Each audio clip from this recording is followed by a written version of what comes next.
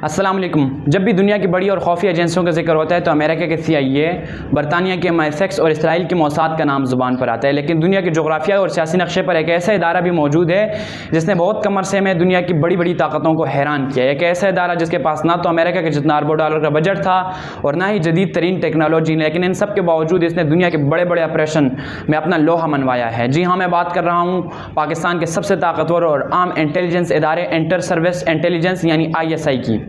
ISI कैसे वजूद में आई? 1948 के मामूली से दफ्तर से निकलकर ये दुनिया के खौफनाक तरीन एजेंसियों में कैसे शामिल हुई? अफगान रूस जंग में इसने क्या किरदार अदा किया और आज के दौर में यह इदारा पाकिस्तान की सलामती के लिए पर्दे के पीछे से कैसे काम करता है? आज हम ISI के मुकम्मल दास्तान, इसकी तारीख और हक़ाइक़ को तफसील से समझेंगे। कहानी का आगाज़ होता है 1947 से, जब बरतानवी हिंद की तकसीम के बाद पाकिस्तान एक आज़ाद रियासत के तौर पर दुनिया के नक्शे पर उभरा। क़याम पाकिस्तान के फ़ौरन बाद ही 1948 में पाकिस्तान और भारत के दरमियान पहली कश्मीर जंग छिड़ गई।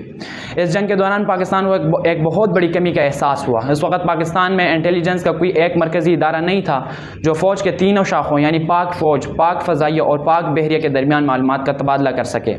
मिलिट्री इंटेलिजेंस और इंटेलिजेंस ब्यूरो अपने अपने तौर पर काम कर रहे थे, लेकिन इनके दरमियान राब्ता न होने के बराबर था, जिसकी वजह से कई बार आम मालूमात बर वक्त ना पहुँच सकी। इस मसले के हल के लिए 1948 में पाक फ़ौज के एक बरतानवी अफसर मेजर जनरल सर रॉबर्ट काउतम की क़यादत में एक नए इदारे की बुनियाद रखी गई, जिसे इंटर सर्विस इंटेलिजेंस का नाम दिया गया। शुरू में इस इदारे का काम बहुत महदूद था। इसका बुनियादी मकसद सिर्फ बैरूनी सरहदों से मिलने वाली मालूमात को इकट्ठा करना और तीनों मुसल्लह अफवाज के दरमियान राब्ता कायम रखना था। उस वक्त किसी ने सोचा भी नहीं था कि ये छोटा सा इदारा आने वाले चंद दिहाइयों में दुनिया की सियासत का रुख बदल देगा। फिर 1950 और 60 की दिहाइयों में ISI ने आहिस्ता आहिस्ता अपने पंजे गाड़ना शुरू किए, लेकिन इस इदारे के तारीख के सबसे बड़ा और फैसला कुन मोड़ 1970 की दिहाई के आखिर में आया। 25 दिसंबर 1979 को सोवियत यूनियन यानी रूस ने अफगानिस्तान में अपनी अफवाज उतार दी। ये वो वक्त था जब सोवियत यूनियन दुनिया की दूसरी बड़ी सुपर पावर थी और इसके पास बेशुमार हथियार और लाखों की तादाद में फौज मौजूद थी। रूस का अगला हदफ गर्म पानियों यानी बहीरा अरब तक रसाई हासिल करना था, जिसके लिए पाकिस्तान के रास्ते के इस्तेमाल होना तकरीबन तय था। पाकिस्तान के लिए ये एक वजूदी खतरा बन चुका था, क्योंकि अगर अफगानिस्तान में रूस मुस्तकम हो जाता तो पाकिस्तान की बका खतरे में पड़ जाती। यहाँ से शुरू हुआ तारीख का सबसे बड़ा और पेचीदा गुरीले जंगी ऑपरेशन, जिसे ऑपरेशन तूफान या ऑपरेशन साइक्लोन भी कहा जाता है। ISI ने उस वक्त की सूरत हाल को मद्देनज़र रखते हुए एक ऐसी हिकमत अमली तरतीब दी जो मिलिट्री हिस्ट्री में आज भी पढ़ाई जाती है। पाकिस्तान ने अमेरिका, सऊदी अरब और दीगर इत्तेहादी मुल्कों से माली और फौजी इमदाद हासिल की, लेकिन इस तमाम जंग की मुकम्मल प्लानिंग और कंट्रोल ISI के हाथ में था। रूस के जदीद तरीन फौज, जंगी जेट्स तैयारों और गनशिप हेलीकॉप्टरों के सामने अफगान मुजाहिदीन को मुनज़्ज़म करना, इन्हें जदीद हथियारों की तरबियत देना और सरहदी इलाकों में से गुजर कर अफगानिस्तान के अंदर तक सप्लाई लाइन कायम रखना कोई मामूली काम नहीं था। ISI के अफसरान ने अपने जानों पर खेल कर अफगानिस्तान के दूर दराज इलाकों में जाकर जंगजुओं को गुरेला और फिर सिखाई।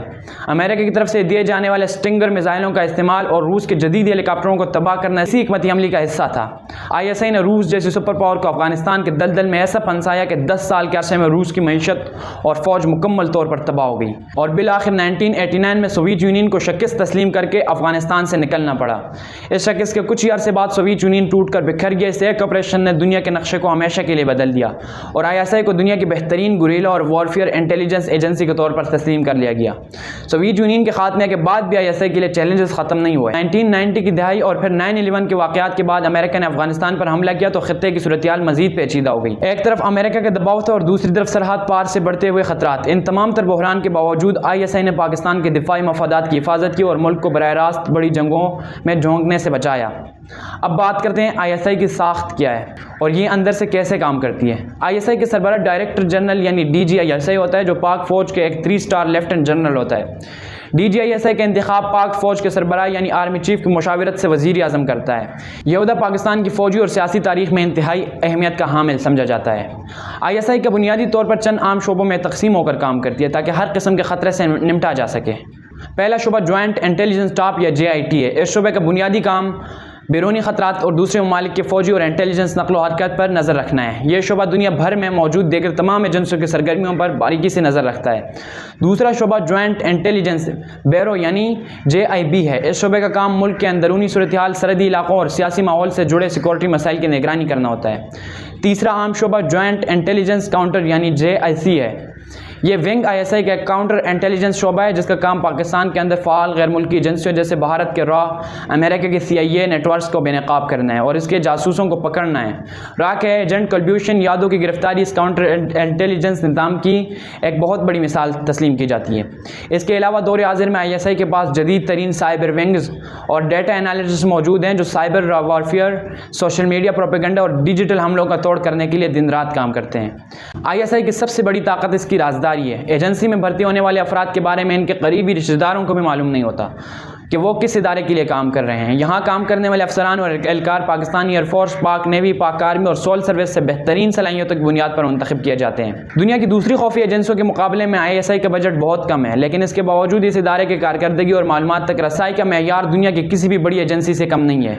यही वजह है कि अमरीकी दिफाई माहिरीन और गैर मुल्की जराइद ने भी मुतअद्दिद बार ISI को दुनिया की मौसर तरीन इंटेलिजेंस एजेंसियों की फुर्सत में पहले नंबर पर रखा है। हर मुल्क के लिए इसका इंटेलिजेंस इदारा इसके दिफा की पहली लाइन होता है। सरहदों पर लड़ी जाने वाली जंग से पहले जो जंग जहन और मालूमात और खौफिया अड्डों पर लड़ी जाती है वही असल फैसला करती है कि कौन सा मुल्क महफूज रहेगा। ISI ने गुज़श्ता 7 दिहाइयों में पाकिस्तान के दिफा के लिए पर्दे के पीछे से एक ऐसी दीवार कायम की है जिसे तोड़ना दुश्मन के लिए हमेशा नामुमकिन साबित हुआ है। आपके ख्याल में आज के दौर में दुनिया की सबसे बड़ी जंग टेक्नोलॉजी और इंटेलिजेंस की है या रिवायती हथियारों की? अपने राय का इज़हार नीचे कमेंट सेक्शन में ज़रूर करें। अगर आपको ये मालूमाती वीडियो पसंद आई हो तो वीडियो को लाइक करें, अपने दोस्तों के साथ शेयर करें और ऐसी मज़ीद वीडियोज़ देखने के लिए हमारे चैनल को सब्सक्राइब करें। मिलते हैं अगली वीडियो में। अल्लाह हाफ़िज़।